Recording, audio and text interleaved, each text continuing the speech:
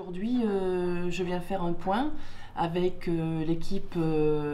toute l'équipe du CCAS. En ma qualité d'élu, je suis très préoccupée par la santé et le bien-être des personnes âgées. Il me paraît très important que pendant cette période difficile, que nos aînés se sentent soutenus et que la ville réponde à leurs besoins. Comment ces derniers jours on s'est organisé? Nous avons ensemble mis en place une organisation dès les premiers jours du confinement. La continuité, donc le numéro de téléphone reste toujours valide et donc nous avons 2 agents qui répondent en permanence. Nous avons mis en place une augmentation du nombre de repas livrés à domicile pour pouvoir aussi satisfaire la demande. Et enfin, parce que la convivialité, c'est vraiment un point essentiel pour le maintien de l'autonomie des personnes, nous avons organisé une veille téléphonique. La veille téléphonique, elle a commencé exactement le 17 mars. Aujourd'hui, cette veille téléphonique, elle est composée d'environ 50 appelants qui est constituée au fait à la fois des agents du CCS, donc de la Maison Bleue, du pôle social et du service logement. Nous avons aussi des collègues de la ville avec ceux du centre social André Malraux, les agents de la mairie, mais aussi du service jeunesse et sport. Ça permet aussi d'un point de vue professionnel de renforcer cette cohésion d'équipe qu'on a au sein de la mairie de la ville de Poissy.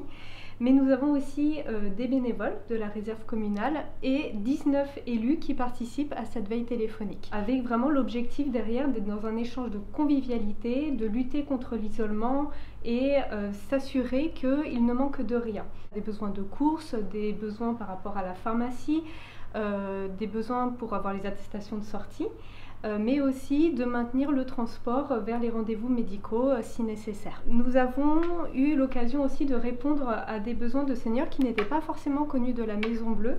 Donc derrière finalement cette veille téléphonique, ça nous a permis aussi de s'ouvrir un peu plus auprès des seniors de la ville de manière beaucoup plus générale. Il y a beaucoup de demandes au niveau des courses, au niveau de la pharmacie. Nous avons environ une trentaine de demandes de courses et d'attestations par jour.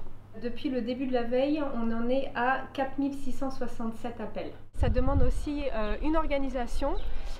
C'est aussi tout d'abord une cohésion d'équipe, mobiliser les troupes parce que le confinement, on entame notre 4e semaine.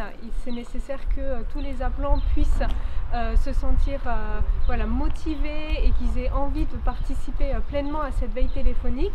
Donc j'ai aussi un rôle à jouer là-dedans, c'est de mobiliser les troupes en les appelant. Maintenant, on forme ce que j'appelle la team veille téléphonique, la team nécessaire et fidèle au poste. Allez, on va aller en voir une justement qui va nous expliquer un petit peu son rôle.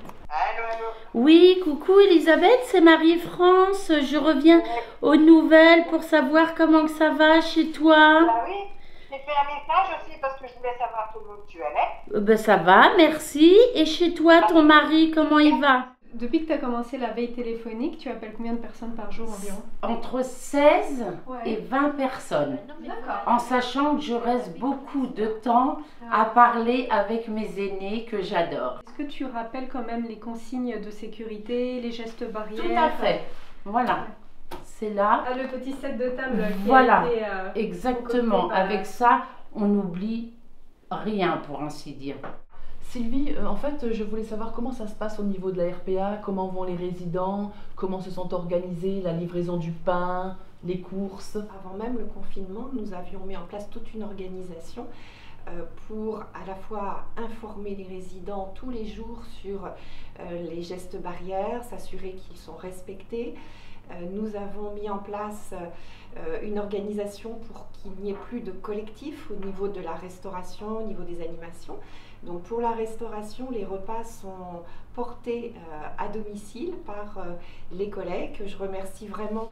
Nous avons un partenariat avec une boulangerie qui permet que les résidents passent leurs commandes et donc nous centralisons et une collègue va chercher tous les jours le pain pour l'ensemble des résidents. Tout se passe bien, les mesures sont quand même globalement bien respectées et puis nos résidents vont bien. Je tiens quand même particulièrement à remercier tous les bénévoles qui travaillent avec nous, toute l'équipe du CCAS, de la Maison Bleue, des Ursulines et tous mes collègues élus pour ce travail qui est fait sans relâche pendant cette période inédite.